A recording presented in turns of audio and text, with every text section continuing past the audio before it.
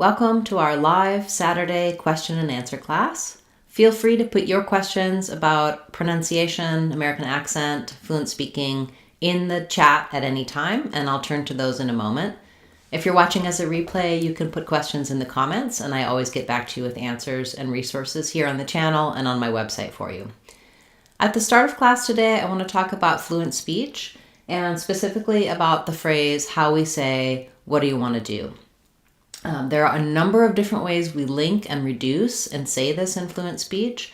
What I mean by fluent speech is when we're talking in a conversation or when we're lecturing, when we're going back and forth, we don't speak word by word. So we're never going to say, what do you want to do? That was correct pronunciation for all of the words, but it's not how we speak when we're speaking fluently. So looking firstly at the phrase, what do you, or the words, what do you, there's a few different ways that we link and reduce this. First of all, we don't typically say the oo vowel in do. It's an unimportant word. It's just supporting the later verbs in the sentence here. And so that oo sound becomes a schwa sound, like what do you.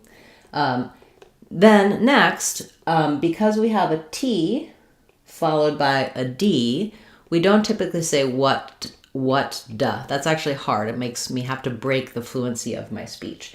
So this T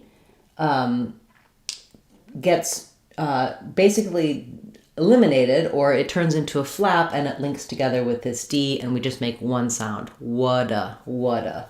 So I would write that as wada. What do you want to do? What do you want to do? Here then, with my what do becoming wada, I have two options. I can keep the oo of you, what do you, or sometimes this oo will also become an That'll sound then instead like what do you, or what do ya, what do you want to do, what do you want to do. Both sound natural and fluent, so whatever feels more comfortable for you, you can go with. Listen for what's around you, but that's what you're going to hear. Then this is fluent, natural. I can use it in professional settings. You're going to hear it all the time. Sometimes it gets even further reduced from what do ya to more of whatcha, because the duh and ya together becomes reduced. We drop out this middle syllable. Then you end up with whatcha. I'm going to write it this way because that's how people write it for the slang of what you doing, for example, what you want. So it does lose its voicing and it ends up with this D and ya becoming more of a cha, whatcha. You'll hear that it's actually kind of the sound there still. But if we were writing a word like gotcha or whatcha, we write it with letter A.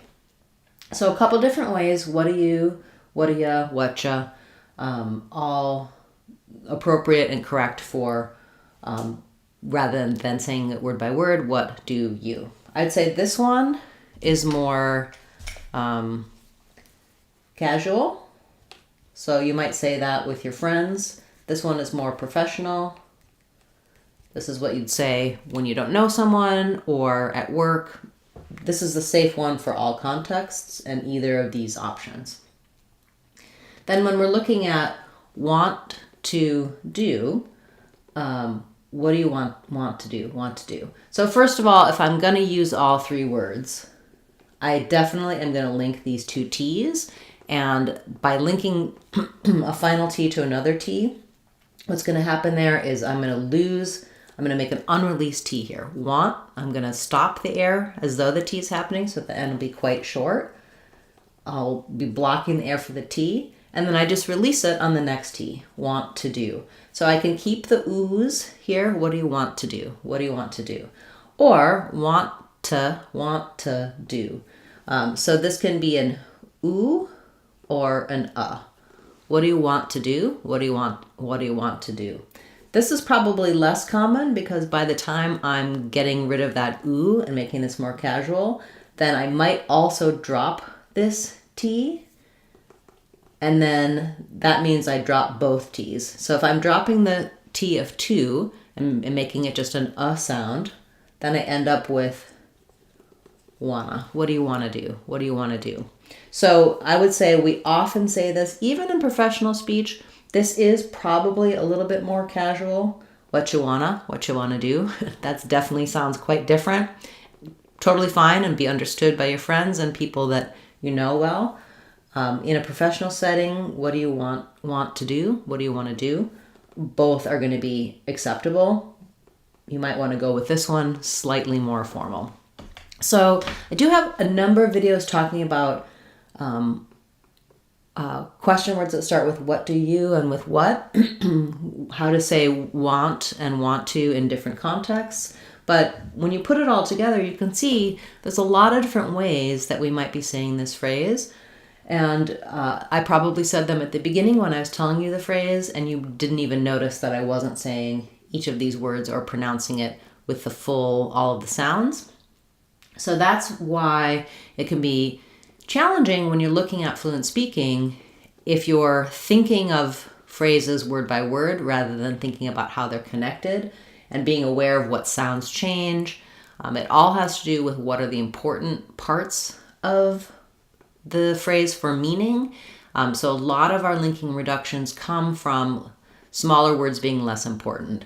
And for a lot of people that I work with, a lot of my clients, the challenge is how to still include these words that are less important because your brain is not used to paying attention to them. They're not very important for pronunciation. They go by very fast, but we don't really drop them. So except in the case of want to do becoming wanna do, we still actually do have something that marks that too.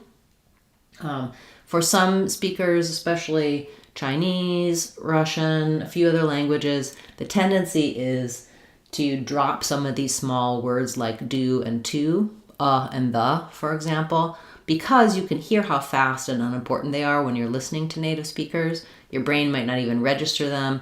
And then, of course, if you come from a language background that doesn't have articles or doesn't put plurals or other things on the ends of words, verb tenses, etc., it's very hard to master the grammar of those and to notice them as you're speaking and listening. So I do think that it's helpful to see the written words and then listen for how they actually sound. And you can do all of that on the Fluent Speaking playlists here on the channel, as well as our Real Talk playlist. And on my website, speechmodification.com, I have a course for you that's focused on advanced fluency. It's called our Real Talk course. And I break down lots of phrases showing you the words versus how they actually sound. I also teach you how to use TV and movies to listen for real talk and to break down exactly what you're hearing, how to understand fluent speaking better and how to implement it in your own speech. So that's my Real Talk course, and you can find it on my website, speechmodification.com. I encourage you to check it out. I keep the prices of the courses on there very low so that they're accessible to as many people as possible. Okay, welcome everyone. It's nice to see you here this morning. I'll turn to your questions now. If you're watching as a replay, feel free to put your questions in the comments, or if you're just joining us, you can put your questions in at any time. You can also get answers and help in comments on any of my other videos. I do go through those and give you resources, direct you to videos I've already made, or I add your words to my list to cover in a future class. Okay. We have a question about the word camouflage. So, camouflage. So it comes from the French. We retain some of the French elements, but not all.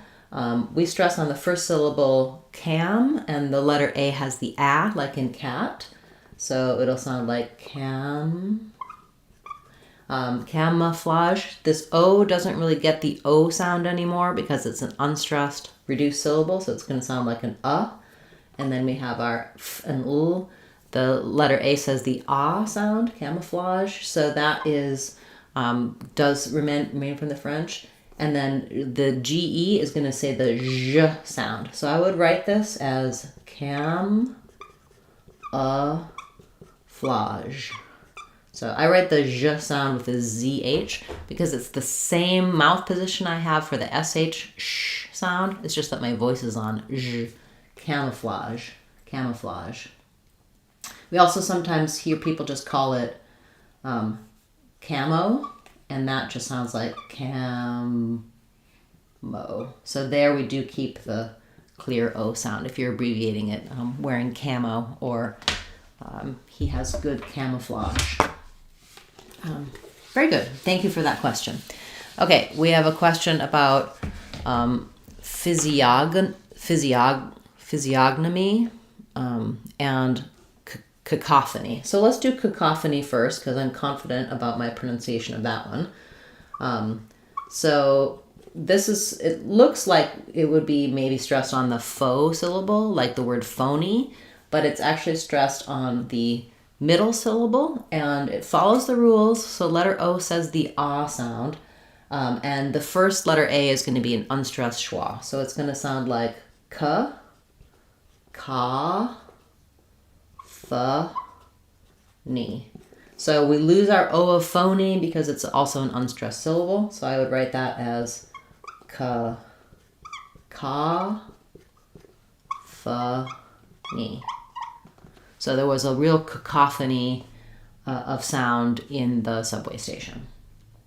And then your other one, I'm wondering if is it really physiognomy or physiognomy? So let me look. So you've spelled it as physiognomy.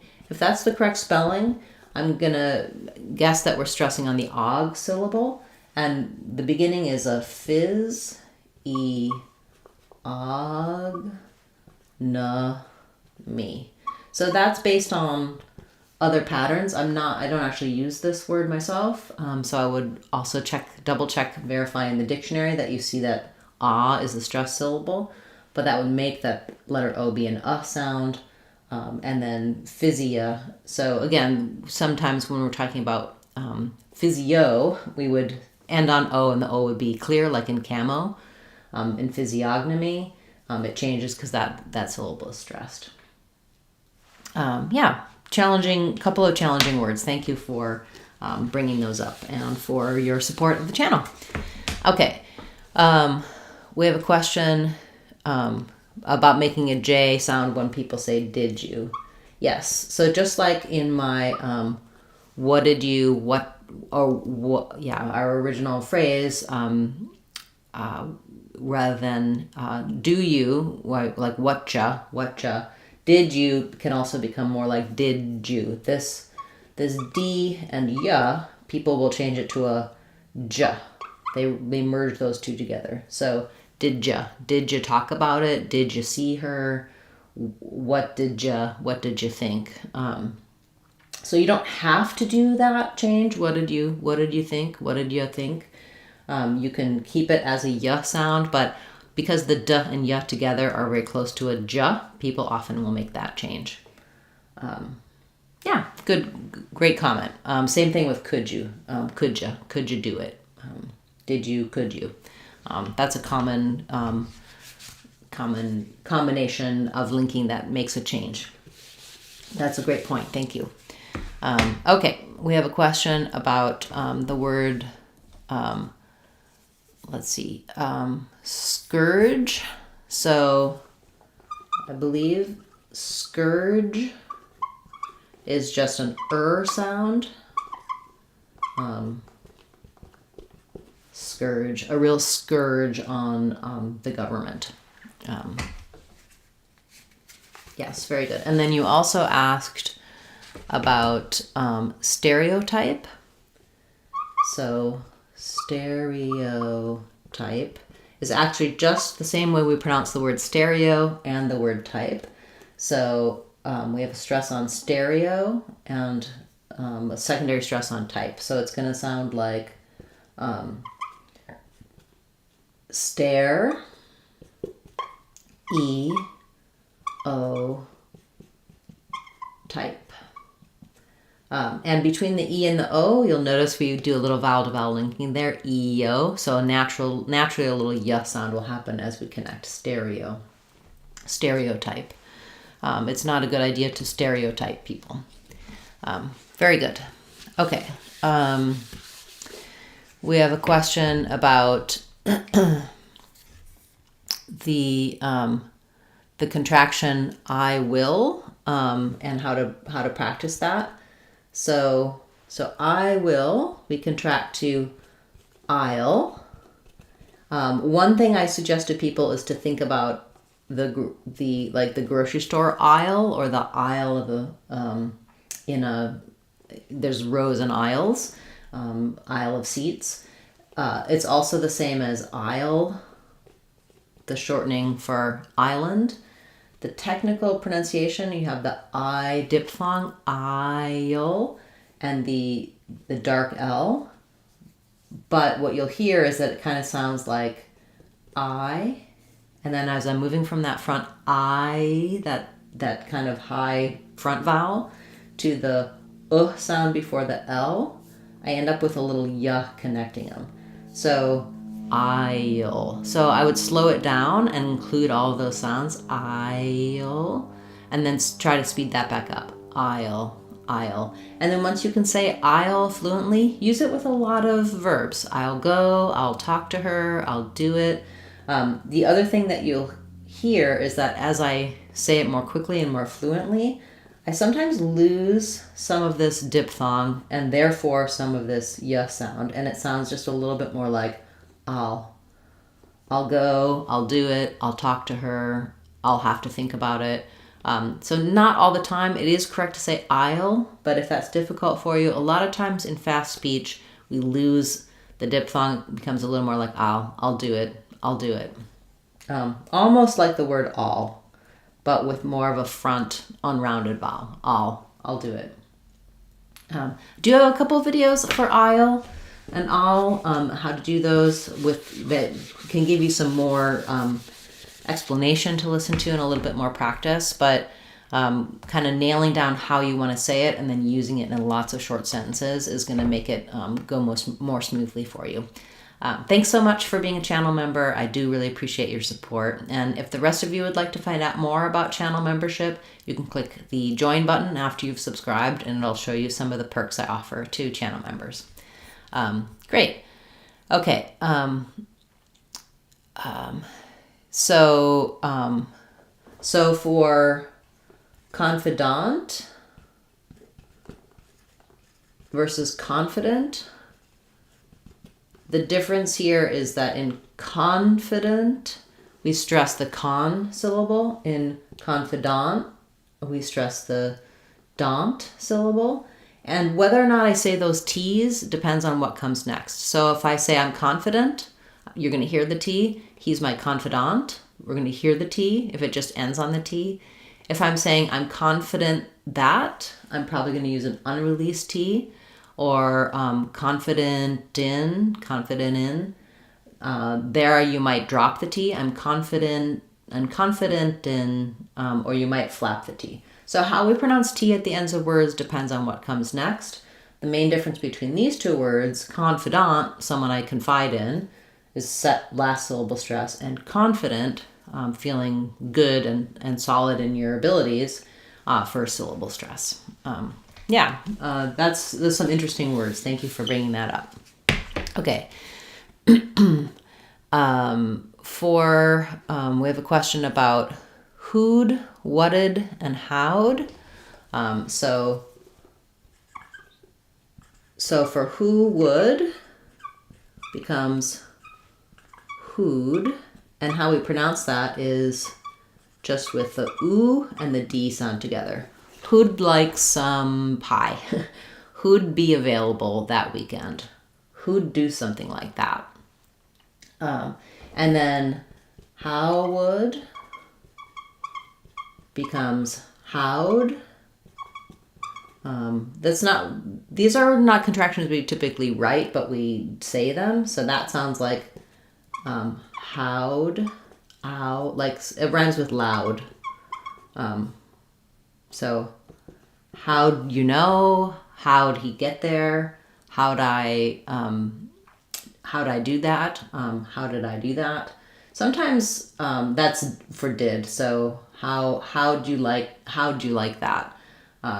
So depending on if it's a did or a would, you might contract it differently. Like how did I tend to keep the did there.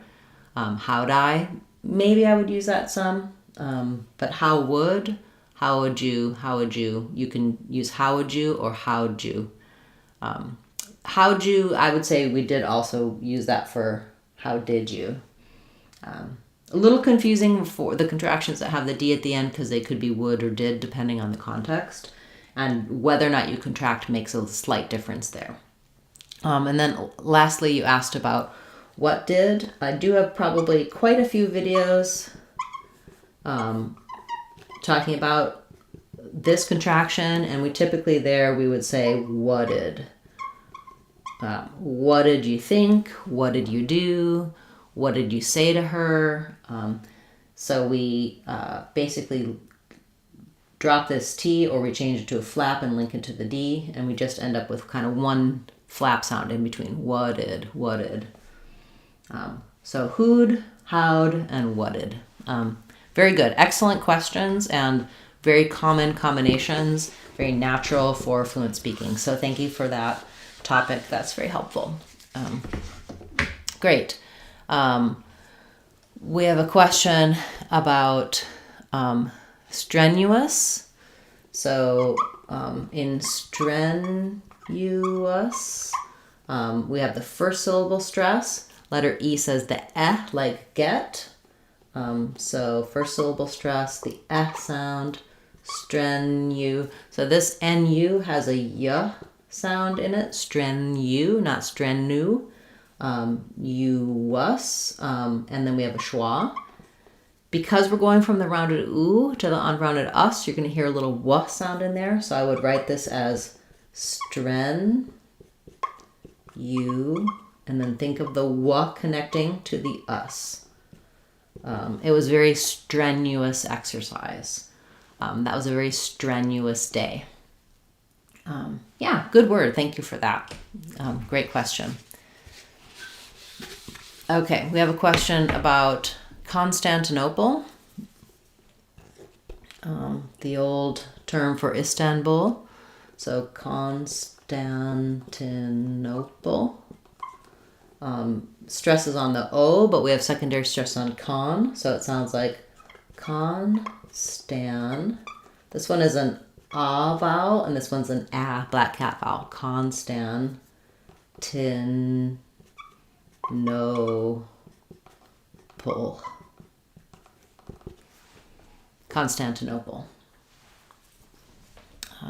There's a song by They Might Be Giants, Istanbul, not Constantinople.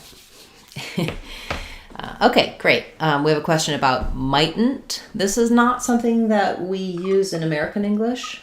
We tend to say might not. So mightn't is more British. They mightn't be there. We would say they might not be there. Or they, yeah, we don't use, we use I might and I might not, but we tend to not contract this in American English. But if you wanted to use it, and how it would be pronounced is mightn't. So we'd not let that T out. And then we do basically two unreleased T's. So might, stopping the T, n't, stopping the T. Yeah, it's a little bit difficult there. Probably because it's more British, they would say mightn't. They would do both of those T sounds, and that's how you're going to hear it if this word is being used, because it's more typical for British speakers rather than American English speakers. Okay, we'll take a few more questions and then we need to wrap up for today. It's wonderful to see so many of you here, and I look forward to seeing you again next Saturday. We'll have our same live class, and also on Tuesday we'll release a brand new video for you as well. Okay.